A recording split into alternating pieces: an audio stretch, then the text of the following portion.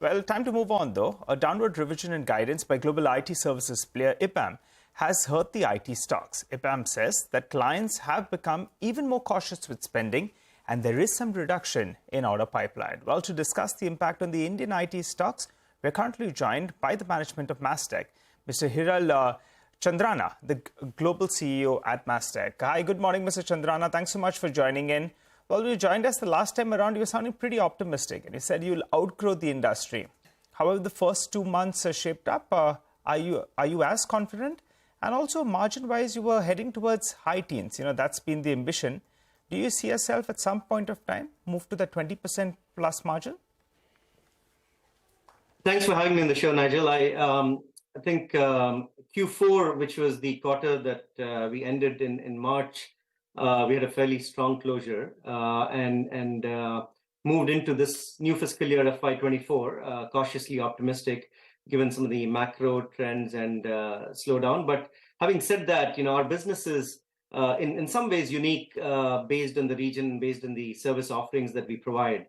Our UK business has a strong public sector focus, as you know. Our Middle East business has got a lot of strength in the Oracle cloud space, and our US business is a combination of some of the digital engineering and cloud transformation work that we do. So, all in all, things are progressing well. As we look at the overall industry, while there's definitely delays in decisions and customers are being more cautious, there are timelines that are much longer than we've seen before in the industry as a whole. And you're seeing that from some of the industry, muted forecast for the year. But we feel we have the foundation laid for an overall industry-leading growth in FY24. The pipeline and the deal momentum going into the year has been positive, and we're optimistic for the rest of the year as well. Okay, so that's interesting. You're saying that there are delays in decisions and customers are being more cautious. Are you noticing that with your clients as well? And is it only delays or are you seeing deferrals of deals as well? Asking because that seems to be the narrative that we've been hearing for the last few months.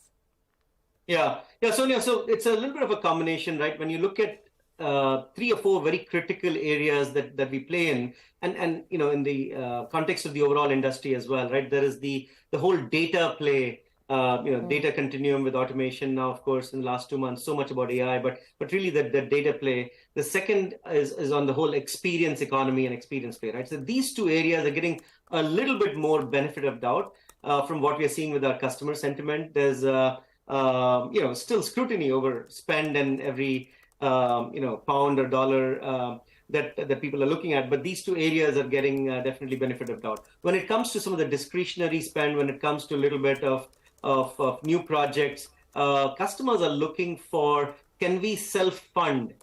Can we accelerate the ROI? Can we repurpose some of our spend to pay off for these projects? I mean, some of those are still needed for them to streamline, to gain market share, to create efficiencies in their operating model. So customers still need to digitize. I mean, I was talking to a CEO of an Australian company just before this. It's a large utility infrastructure company, and they're really looking at energy transition and the new EV charging infrastructure as their roadmap. So they have cost challenges. They are going through certain elements of automation, but they still realize that they need to invest for the future as we look at smart metering, as we look at electrification. So it's a combination of how you repurpose some of the savings to fund your transformation. Got it. Now, the reason I was asking you this, Mr. Chandrana, is because earlier you had said that you're looking forward to $10 million plus deals in the future, in terms of quantum. Do you still hold on to that, or do you think that given that such a challenging environment exists, it may be hard to see fruition of such large deals?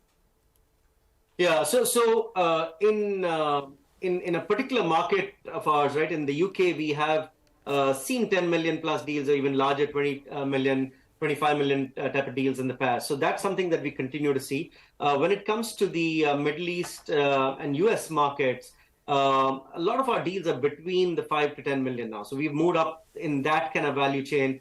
One of the healthcare deals that we just closed earlier this week in the US It's in the senior living home care space. That is about 6 million.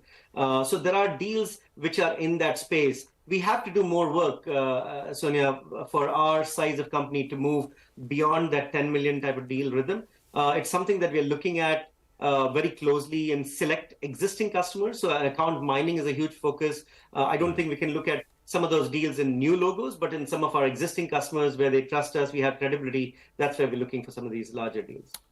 Mr. Chandrana, hi, good morning, Prashant here. So no cancellations, deal momentum is strong. Mining, of course, is going to be the way forward, client mining, and no pricing pressure as well, right? No, pricing pressure is there, right? I mean, it's a combination of competitive deal pricing. We have to get innovative in kind of today's environment, right? Customers are looking for some of those savings upfront, doing a little bit more creative deal structuring. So that's a combination of price pressure plus. But nothing out of the ordinary. Nothing out of the ordinary, right? I mean, that competitive pressures are always there, or are you saying that there is something extra?